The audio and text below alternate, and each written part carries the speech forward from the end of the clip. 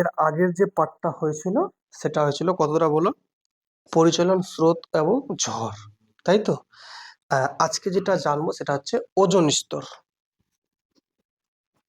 তোমরা আমাকে বলো যে এই যে ওজোন স্তর বা ওজোন স্ফিয়ার, এটা কোন স্তরে দেখা যায়?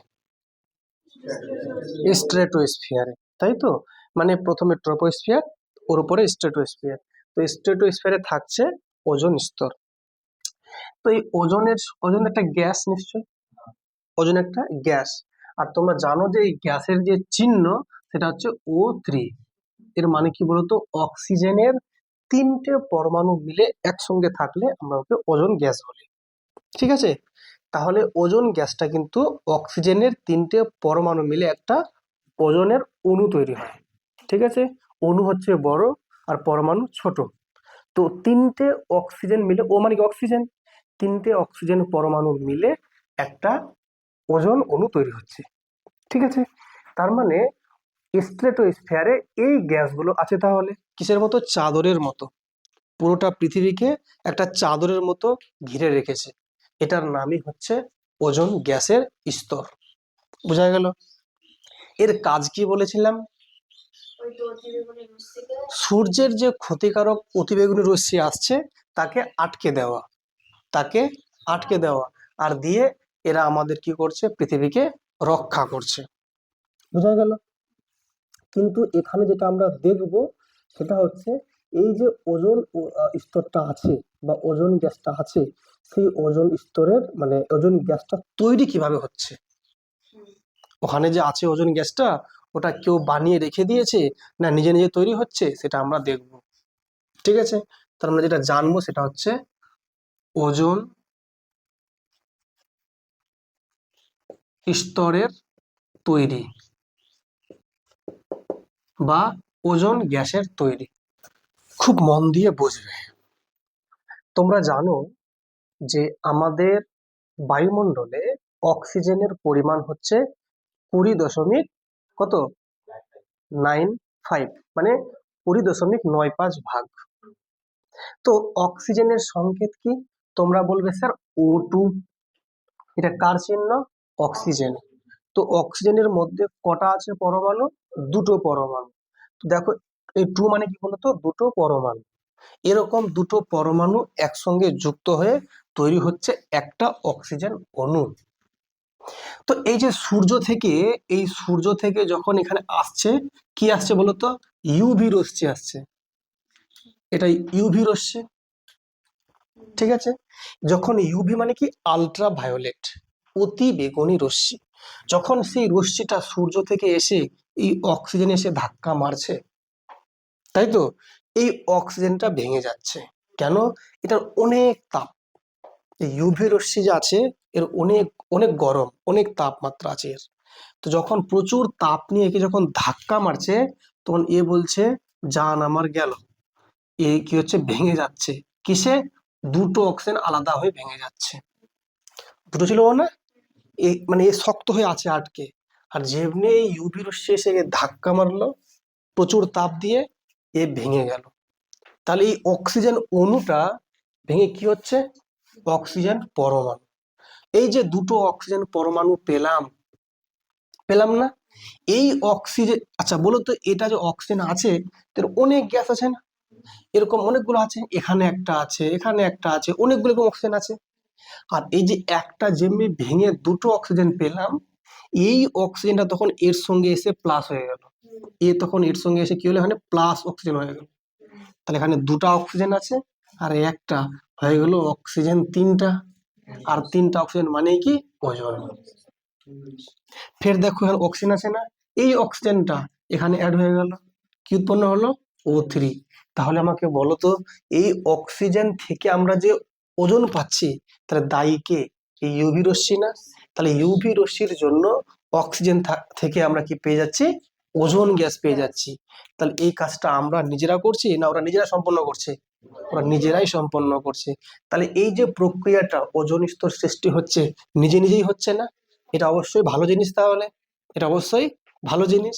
বলছে এটা যেমন তৈরি হচ্ছে আবার ভাঙছেও, আবার আবার নিজে নিজে ভাঙছে। কেমনি বলতো, এই যে ক্ষতি এই যে ক্ষতিকর রশ্মিটা মানে ইউভি রশ্মিটা অক্সিজেনকে ভেঙে এটা বানাচ্ছে। তো এইরকম রশ্মি তো এখানেও পড়ছে, এদের উপরেও পড়ছে। যখন এদের উপরে যখন পড়ছে রশ্মিটা, এদেরকেও ভাঙছে, এদেরকে ভেঙে কি বানাচ্ছে, একটা অক্সিজেন বানাচ্ছে, মানে একটা অক্সিজেন আর একটা ধরুন অক্সিজেনের পরমাণু বানাচ্ছে। তখন এই যে অক্সিজেন পাচ্ছে, এ আবার এখানে ভাঙছে, এই যে আবার তৈরি হচ্ছে। তার মানে যেমনি এদিকে তৈরি হচ্ছে আবার ভাঙছেও। মানে যেমন O3 ভেঙে অক্সিজেন পেয়ে যাচ্ছি, ফের অক্সিজেন থেকে ফের O3 পাচ্ছি। তার মানে দুটোই যে পদ্ধতি কেমন বলতো, মানে বিপরীত টাইপের না? একদিক কিছু ভাঙছে, কিছু গড়ছে, তাই তো? তার মানে এটা কি শেষ হওয়া প্রক্রিয়া? না, এটা চলতে থাকবে অবিরাম। তাহলে ওজোন স্তর সৃষ্টি হচ্ছে সব সময় না মাঝে মাঝে? সব সময় অনবরত তৈরি হতেই আছে, আর সব সময় আবার ভাঙতেও আছে। তাহলে এর পরিমাণটা ফিক্স আছে না? আশা করি বুঝতে পেরেছো। এটুকু তোমরা পারলে একটু লিখে নাও। এই যে ওজোন স্তর তৈরি হলো, ওজোনটা তৈরি হলো চারদিকে, পৃথিবীর চারদিকে, এটা ভালো জিনিস। তাহলে এটা একটা লেয়ার তৈরি হয়ে যাচ্ছে। এবার কি হচ্ছে, এই যে ওজোন স্তর হচ্ছে এবার ধ্বংস হচ্ছে। মানে এর যে ধ্বংস হচ্ছে, কিভাবে ধ্বংস হচ্ছে মন দিয়ে বোঝো। বলছে ওজোন স্তরটা যেটা চাদরের মতো আছে চারদিকে, পৃথিবীকে আটকাচ্ছে, ইউভি রশ্মির হাত থেকে আমাদের বাঁচাচ্ছে, সেই চাদরটাকে বা সেই স্ফিয়ারটাকে নষ্ট করছে কে? এই আমাদের মতো কিছু মানুষের ক্রিয়াকলাপের জন্য। আমরা দৈনন্দিন জীবনে যে কাজগুলো করছি সেই কারণে এই যে স্ফিয়ারটা আছে চারদিকে, এটা ধ্বংস হচ্ছে। স্যার কিরকম কার্যকলাপ? যেমন ধরে নাও কিছু দূষক পদার্থ আছে, যেমন বলছি আমি সিএফসি। সিএফসির মানে হচ্ছে ক্লোরোফ্লোরোকার্বন। এই যে উপাদানটা আছে একটা খারাপ উপাদান, সিএফসি। তারপর যেমন ধরে নাও কিছু আছে নাইট্রোজেনের অক্সাইড, যেমন হতে পারে NO, হতে পারে N2O, হতে পারে NO2, আরো ইত্যাদি ইত্যাদি।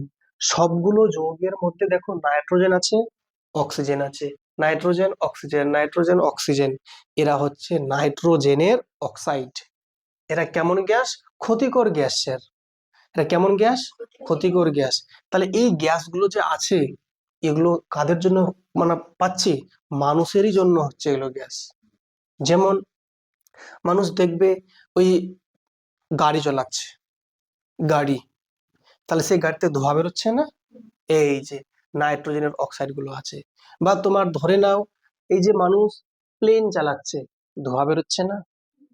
মানুষ চালাচ্ছে জেট, জেট বিমান, তাহলে সেখান থেকে ধোঁয়া বেরোচ্ছে না? বেরোচ্ছে কি বেরোচ্ছে না? তো এগুলো কে বানাচ্ছে? মানুষই বানাচ্ছে না? তাই এখান থেকে যে সমস্ত ধোঁয়াগুলো বের হয় সেই ধোঁয়ার মধ্যে আছে এই গ্যাসগুলো। বুঝতে পেরেছো? তাহলে বলো তো এই যে সিএফসি বললাম, ক্লোরোফ্লোরোকার্বন, এগুলো গ্যাস। এটার নাম হচ্ছে নাইট্রিক অক্সাইড। NO মানে nitric oxide, N2O nitrous oxide, আর NO2 নাইট্রোজেন ডাইঅক্সাইড। তাহলে এই অক্সাইড সমস্তগুলো ওই ওজোন স্ফিয়ারটাকে, ওই ওজোন গ্যাস যা আছে ওকে ধ্বংস করছে, ওকে ধ্বংস করছে। আর দিয়ে ওখানে কি হচ্ছে আলটিমেটলি ওই যে স্ফিয়ারটা পাতলা হচ্ছে, আর পাতলা হওয়ার ফলে সেখানে অনেক গহ্বর তৈরি হচ্ছে। আর এর নাম কি বলেছিলাম? ওজোন গহ্বর বা ওজোন হোল।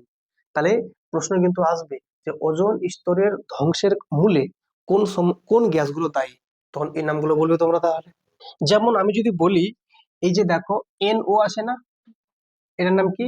Nitric oxide. এটার নাম নাইট্রিক অক্সাইড। এই গ্যাসটা যখন ওজোন স্তরের সংস্পর্শে আসে, তাহলে ওজোন মানে কি O3 আসে না?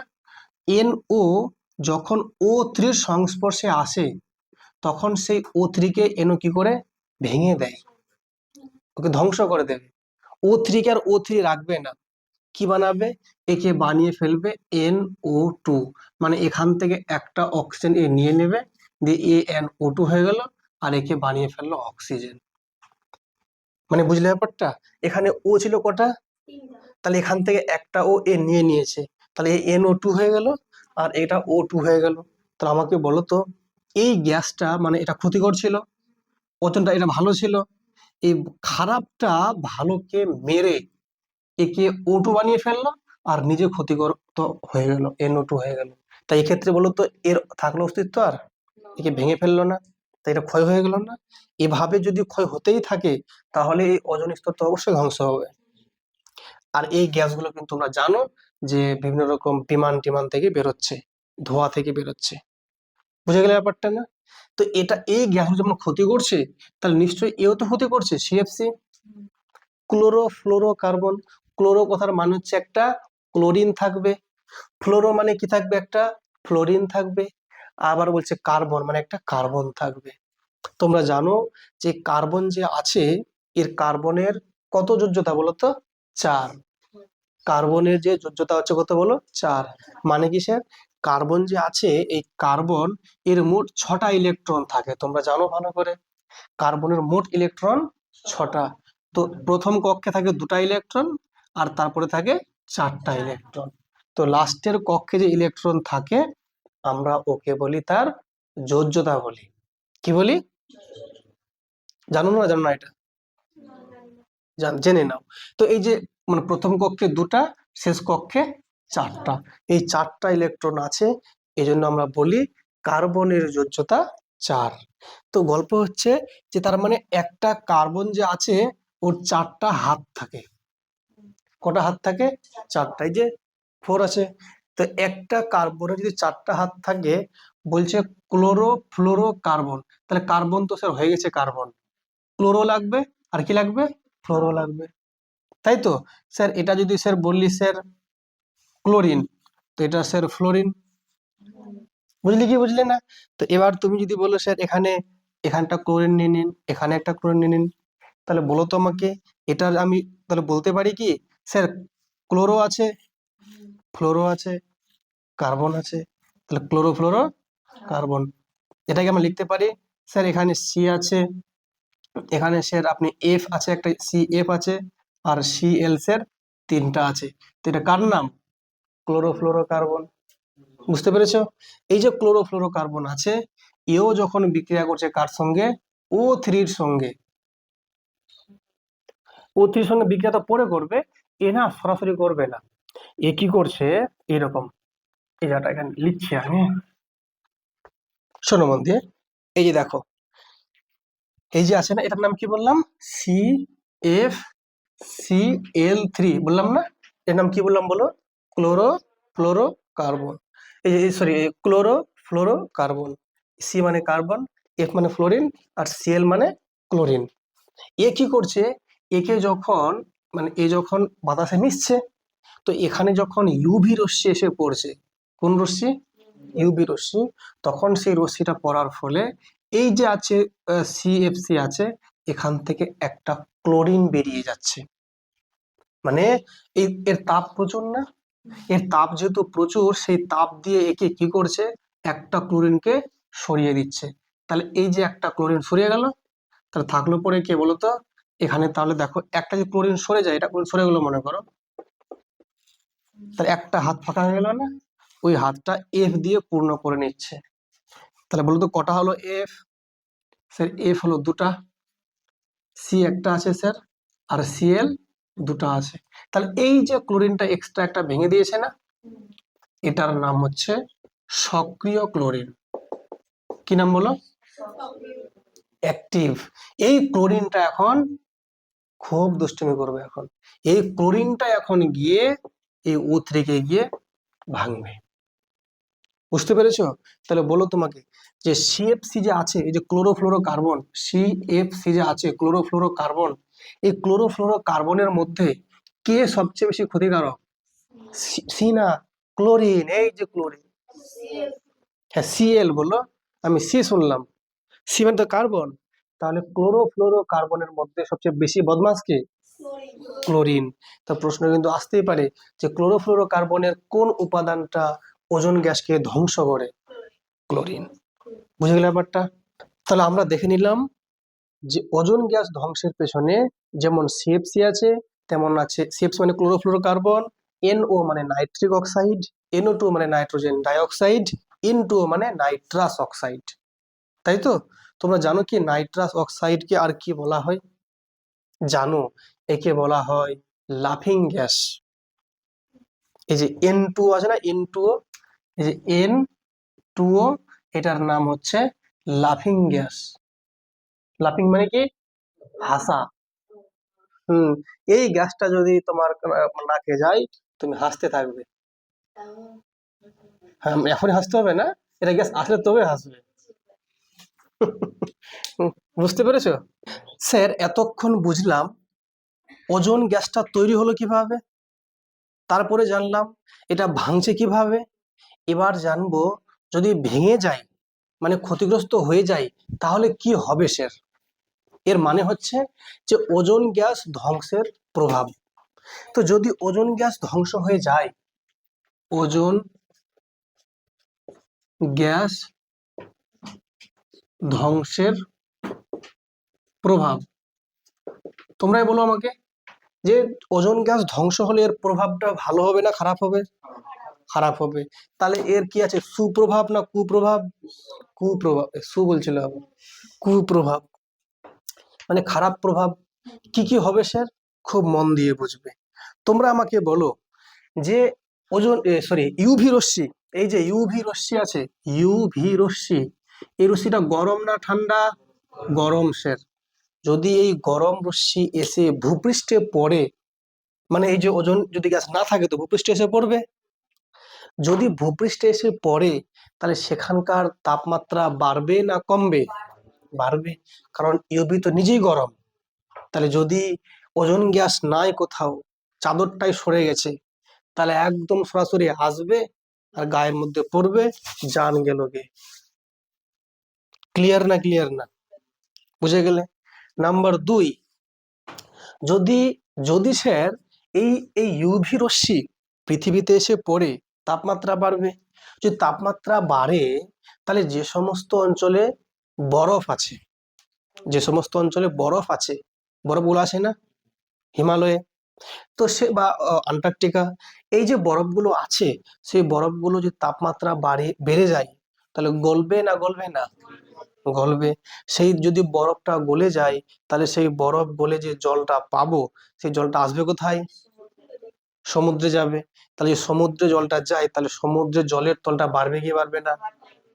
সমুদ্রের জলের তল যদি বাড়ে, তাহলে সেই জলটা কি ঘটাবে? বন্যা ঘটাবে না? যেগুলো ওই ওই সমুদ্রের আশেপাশে যেগুলো নিচু ধরনের শহর আছে, তাহলে জল ওখানে ঢুকবে না, তাহলে বন্যা দেখা দেবে। কিন্তু বর্তমানে যেভাবে তাপমাত্রা বেড়েই চলেছে, একটা সময় আসবে সত্যি সত্যি এমন বন্যা হবে যে সমুদ্রের জলের স্ফীতি ঘটবে, লেভেল বেড়ে যাবে। বুঝতে পেরেছো? কিন্তু ফের মানুষ বলছে স্যার জল সংকট, জল সংকট, বলে না আবার যে পানির নাকি অভাব হয়ে যাবে, একটা সময় নাকি পানি পাওয়া যাবে না, মানুষ বলছে না? কেন বলছে স্যার? ওটা হচ্ছে সুস্বাদু জল, যেটা মানে মাটির নিচের জল, যেটা, বুঝতে পেরেছো? জলের যেটা আমরা যেটা জল পানের যোগ্য, কারণ সমুদ্রের জল তো পান করতে পারি না, লবণাক্ত জল, সেই জলের লেভেল বেড়ে যাবে। আর যেটা মাটির নিচের জল, তার পরিমাণটা কমছে। বুঝতে পেরেছো? তাহলে একটা কি পেলাম প্রথম মানে ফলাফল, মানে প্রভাব, পৃথিবীর স্যার তাপমাত্রা বাড়বে, পৃথিবীর তাপমাত্রা বাড়বে। নাম্বার 2 কি বললাম বলো? যদি তাপমাত্রা বাড়ে, বরফ গলবে, মেরু অঞ্চলে বরফ গলবে, এবং সেই বরফ গলনের ফলে সমুদ্র জলের স্ফীতি ঘটবে। এর ফলে নিম্ন যে শহরগুলো আছে সেগুলোতে বন্যা দেখা দেবে। ঠিক আছে। নাম্বার 3, এই যে আছে ইউভি রশ্মি যদি পৃথিবীতে এসে পড়ে, পৃথিবীর তাপমাত্রা তো বৃদ্ধি পাবে, সাথে সাথে মানুষ এবং জীবকুল বসবাসের অযোগ্য হয়ে পড়বে। মানুষ মানুষ যে বসবাস করবে, তার মতো আর সুষ্ঠু পরিবেশ পাবে না। ঠিক আছে। পৃথিবীর তাপমাত্রা এত বৃদ্ধি পাবে, এত বৃদ্ধি পাবে, কোনো আর ফসল হবে না, কোনো শাকসবজি হবে না। ঠিক আছে। যদি ইউভি রশ্মি সরাসরি আমাদের গায়ে এসে পড়ে, গায়ে যেখানে পড়বে সেখানে ঘা হয়ে যাবে, ক্ষতবিক্ষত হবে, এমনকি ক্যান্সার হওয়ারও সম্ভাবনা বেড়ে যাবে। ঠিক আছে। আচ্ছা, বলছে যে স্যার যদি স্যার পুরোটা যদি স্যার ওজোন লেয়ার না থাকতো, আর যদি সম্পূর্ণ যদি স্যার এই ক্ষতিকারক ইউভি রশ্মি এসে পৃথিবীতে পড়তো, পুরোটা পৃথিবীতে জনশূন্য হয়ে পড়তো, পুরো সবকিছু এত তাপমাত্রা বেড়ে যেত, মানে তাপমাত্রা থাকতো 100 ডিগ্রি সেন্টিগ্রেড। হ্যাঁ, তাহলে পুরোটা পৃথিবী কি আগুন জ্বলতো না? এমন হয়ে যেত। কিন্তু এই ওজোন গ্যাস থাকার জন্য আমরা এসবের হাত থেকে রক্ষা পাচ্ছি। বুঝতে পেরেছো? এছাড়া আরো অনেক আছে। জমিতে তখন ফসল ফলবে না, জমিতে ফসল হবেই না যদি ইউভি রশ্মি এসে পড়ে। তবু বর্তমানে ওজোন লেয়ারটা অনেকটা পাতলা হয়ে যাচ্ছে। আর এই ওজোন গ্যাসগুলো পাতলা হয়ে যাওয়ার জন্য ইউভি রশ্মি যখন ভূপৃষ্ঠে এসে পড়ছে, যেই জমিতে পড়ছে সেই জমিটা বন্ধা হয়ে যাচ্ছে। জমিটা বন্ধা হয়ে যাওয়ার অর্থ সেই জমিতে আর কোনো ফসলই হচ্ছে না। তার জন্য ইউভি রশ্মির জন্য। তাহলে আমরা আমরা এতটা জেনে গেলাম যে প্রথমে স্যার এটা যে পৃথিবী আছে, শোনো মন দিয়ে, এই পৃথিবী আছে, পৃথিবীর চারদিকে স্যার ওজোন স্ফিয়ারটা তৈরি হলো। তারপর দেখছি স্যার এটা ভাঙছে স্যার, কারণ হচ্ছে আমাদের জন্য গ্যাস যে তৈরি হচ্ছে, এটা ভেঙে স্যার ইউভি রশ্মি এসে পড়ে যাচ্ছে পৃথিবীতে, এবং পৃথিবীর কি ক্ষতি হচ্ছে সেটা আমরা দেখে গেলাম। এবার যেটা জানবো সেটা হচ্ছে গ্রিন হাউস এফেক্ট। কি বলতো? হ্যাঁ, গ্রিন হাউস এফেক্ট। শোনো, এটা নিয়ে অনেকের একটা ভুল ধারণা আছে যে গ্রিন হাউস এফেক্টটা কি জিনিস। খুব মন দিয়ে বুঝবে, হ্যাঁ, খুব ভালো করে বুঝবে। একটা হচ্ছে গ্রিন হাউস এফেক্ট, আরেকটা হচ্ছে গ্লোবাল ওয়ার্মিং। দুটো কথা কিন্তু এক নয়, এটা অনেকে ভাবে একই মনে হয়।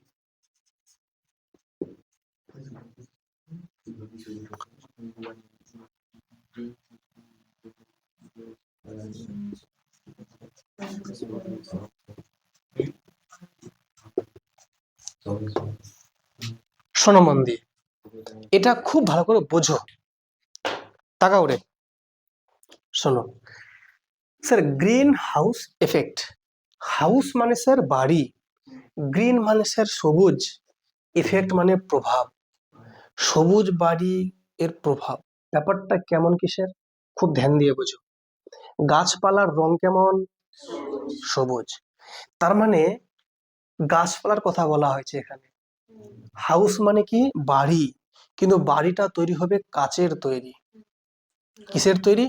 কাচের তৈরি। তাহলে কাচের তৈরি বাড়ি, আর সেই বাড়ির ভেতরে থাকবে সবুজ গাছপালা। স্যার এটা কেমন বাড়ি স্যার? এটা এখানে তোমরা দেখতে পাবে না। এটা দেখতে পাবে যেগুলো শীতল স্থান বা শীত প্রধান জায়গা। শীত প্রধান জায়গা যেগুলো আছে বা মেরু অঞ্চল যেগুলো আছে, শীত প্রধান জায়গা মানে যেখানে শীতটা সারা বছর থাকে। আমাদের এইখানে ভারতে শীত থাকে কত? ওই 2 মাস। আমাদের পশ্চিমবঙ্গে 2 মাস ঠিকঠাক, তারপরে কি গরম। কিন্তু কিছু কিছু জায়গা আছে যেখানে সারা বছরই ঠান্ডা থাকে কম বেশি। তাহলে সেখানে যদি ঠান্ডা হয়, তাহলে সূর্যের বেশি তাপ পাওয়া যাবে? যাবে না নিশ্চয়ই, কারণ ঠান্ডা মানেই তো তাপমাত্রা কম ওখানে। যদি তাপমাত্রা কম হয়, তাহলে ওখানকার যে গাছগুলো আছে সেগুলো কি সূর্যের আলো পাবে? পাবে না। যদি সূর্যের আলো না পায়, তোমরা জানো যে সূর্যের আলোকে কাজে লাগিয়ে গাছেরা খাদ্য বানায়। যদি সূর্যের আলোই না পায় সে, তাহলে খাদ্য বানাবে কোত্থেকে? ওই গাছগুলো মারা যাবে না? এই জন্য বলেছে একটা কাজ করো, একটা ঘর বানাও, কাচের ঘর বানাও। এই যে কাচের একটা ঘর বানালাম, এটা কি? একটা কাচের ঘর।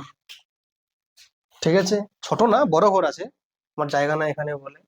তো কাচের যে ঘর বানালাম, তো কাচের ঘর দিয়ে সূর্যের আলো ঢুকতে পারবে কি পারবে না? অবশ্যই পারবে, সে কাচ তো, অবশ্যই আলো ঢুকবে ভেতরে।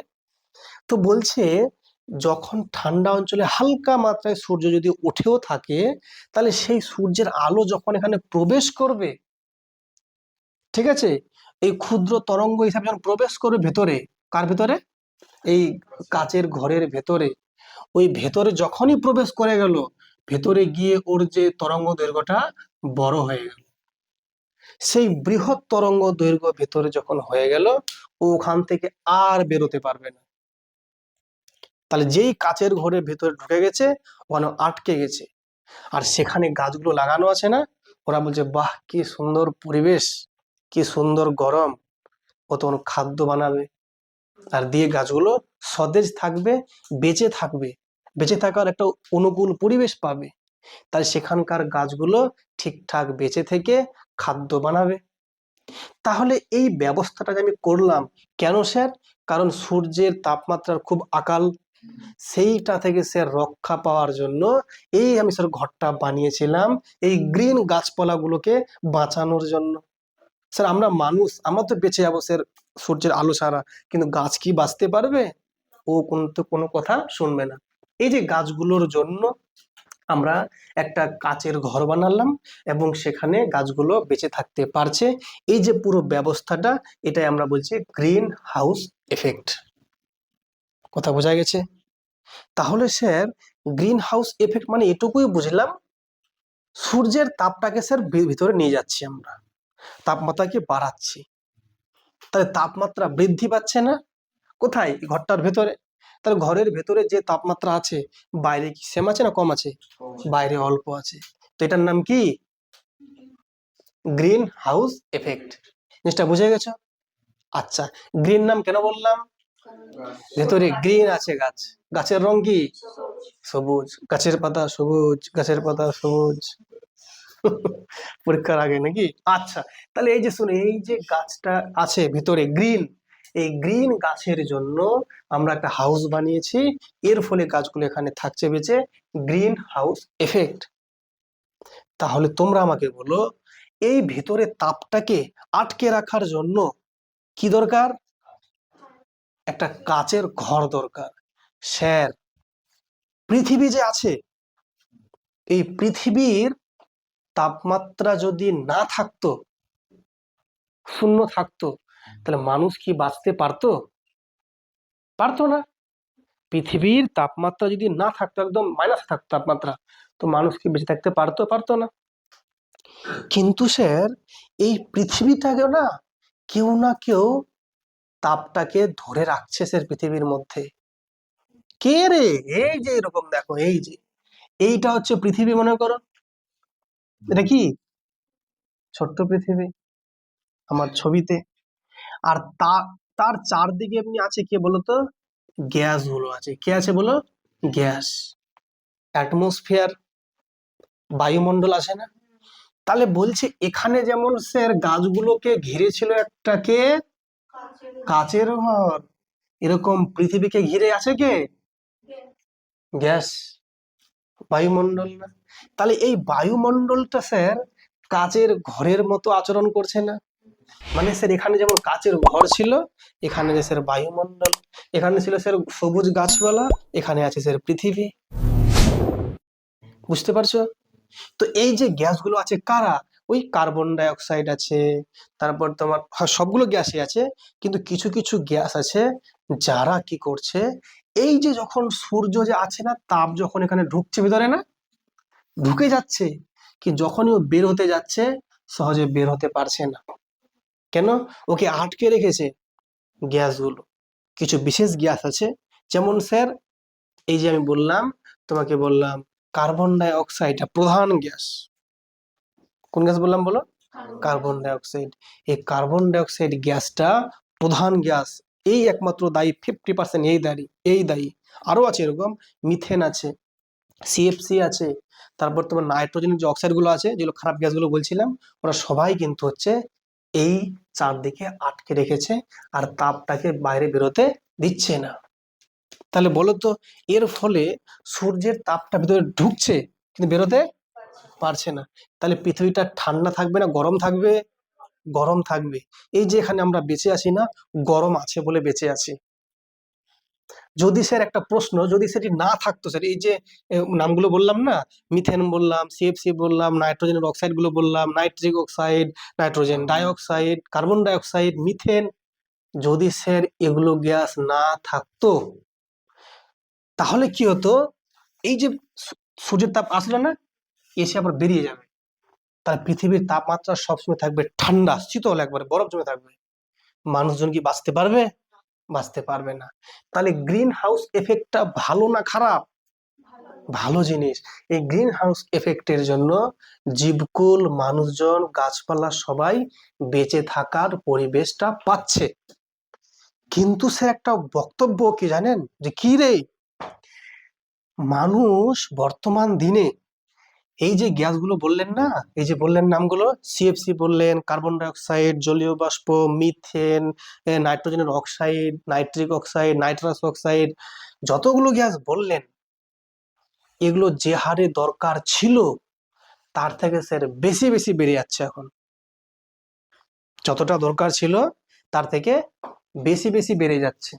যেহেতু দিন দিন বেশি মাত্রায় বেড়ে চলে যাচ্ছে, যতটা স্যার তাপ আসছে না, একটুও দিচ্ছে না বেরোতে, পুরোটা তাপকে ধরে রেখে দিচ্ছে।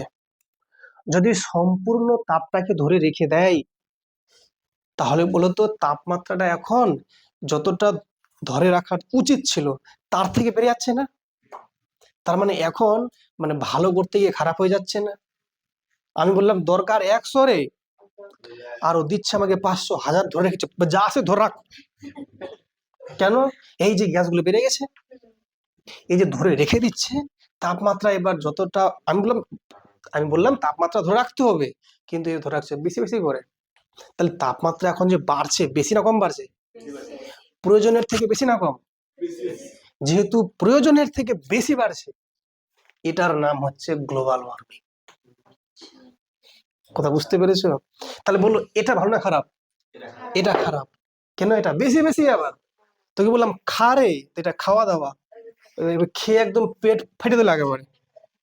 এটা হচ্ছে গ্লোবাল ওয়ার্মিং। কথা বুঝতে পেরেছো? তাহলে বললো গ্লোবাল মানে কি? বিশ্ব, পৃথিবী। ওয়ার্মিং মানে কি? গরম হচ্ছে, একদম র্যাপিডলি গরম হচ্ছে। আর এটা ঠিকঠাক ছিল। আমি বললাম এটা কর, ওইটাও করে উপরন্তু এটা করে যাচ্ছে। বুঝছো? তাই এটা যদি হয় খেতে বস, ও খাওয়া দাওয়া করছে, এটা গ্রিন হাউস এফেক্ট। আর এটা হচ্ছে কি খেতে বসে পেট টেট একদম একাকার করে ফাটিয়ে, এটা হচ্ছে গ্লোবাল ওয়ার্মিং। ক্লিয়ার না? ক্লিয়ার না? তাহলে বলো এটা কেমন জিনিস? পজিটিভ। এটা কেমন জিনিস? নেগেটিভ জিনিস। বুঝতে পেরেছো? তোমরা আমাকে বলো স্যার, তাহলে গ্লোবাল ওয়ার্মিং মানে কি? গ্রিন হাউস এফেক্টের ফলাফল না? এর ফলাফল না? এটা হওয়ার জন্য তো এটা হচ্ছে। তাহলে বলো গ্লোবাল ওয়ার্মিং হচ্ছে কার জন্য? এই গ্রিন হাউস গ্যাসগুলোর জন্যই। স্যার কোন গ্যাসগুলো? ওই যে নামগুলো বলেছি, carbon dioxide, methane, nitrous oxide, nitrogen dioxide, nitric oxide, chlorofluorocarbon, methane, জলীয় বাষ্প, এই সমস্ত গ্যাসগুলোর জন্য। কিন্তু অক্সিজেন না আবার, কিন্তু হ্যাঁ, অক্সিজেন ভালো গ্যাস। বুঝতে পেরেছো? আচ্ছা শোনো রে, তাহলে স্যার গ্রিন হাউস এফেক্টটা বোঝা গেল, গ্লোবাল ওয়ার্মিং বোঝা গেল। উষ্ণায়ন মানে কি? তাপমাত্রা বাড়ছে, অনবরত বৃদ্ধি পেয়ে যাচ্ছে। যদি তাপমাত্রা বাড়ে কি হবে? কি আবার হবে? সে পৃথিবীর তাপমাত্রা বেড়ে যাবে, এর ফলে বরফগুলো গলবে। বরফ যদি গলে তাহলে সমুদ্র জলের উচ্চতা বাড়বে, নিচু শহরগুলো বন্যায় ডুবে যাবে, কলকাতা ডুবে যাবে, বাংলাদেশ ডুবে যাবে, পশ্চিমবঙ্গ ডুবে যাবে। ঠিক কি না? কেন? স্যার গ্লোবাল ওয়ার্মিং এর জন্য। বুঝতে পেরেছো? বলছে যেগুলো যেগুলো জায়গা হচ্ছে তোমার গিয়ে বলতো, একটা ধরনের গ্রাম আছে, একটা শহর আছে, কোথায় বেশি গরম? শহরে। গ্রামে একটু ঠান্ডা। গ্রামে সবুজ গাছপালা। যদি সবুজ গাছপালা হয় তাহলে এখানে এই খারাপ খারাপ গ্যাসগুলো বেশি না কম পাবো? কম পাবো। কিন্তু শহরে খালি স্যার গাড়ি আর গাড়ি, গাড়ি আর গাড়ি। এই যে প্রচুর মাত্রায় স্যার গাড়ি, সারাক্ষণ কানে গালে ভ্যান ভ্যান করতে আছে গাড়ি, গাড়ি করছে না? তাই সারাক্ষণ যে গাড়ির যে আওয়াজ, গাড়ির যে এত চলাচল করছে, ধোঁয়া বেরোচ্ছে না? সেই ধোঁয়াতে থাকছে কি? নাইট্রোজেনের অক্সাইড গুলো। আর সেই সমস্ত গ্যাসগুলো বাতাসে গিয়ে মিশছে। তাহলে ওখানকার বলতো তাপমাত্রা যা আছে সব ধরে রেখে দিচ্ছে না? যেতেই দিচ্ছে না। তাহলে শহরাঞ্চলে তাপমাত্রা বেশি না কম? বেশি। এই জন্য তোমরা দেখবে যেমন কলকাতা, দিল্লি, মুম্বাই, এই সমস্ত জায়গায় তাপমাত্রা এখানে যা আছে ওখানে সবসময় 2-4 ডিগ্রি বেশি থাকবে।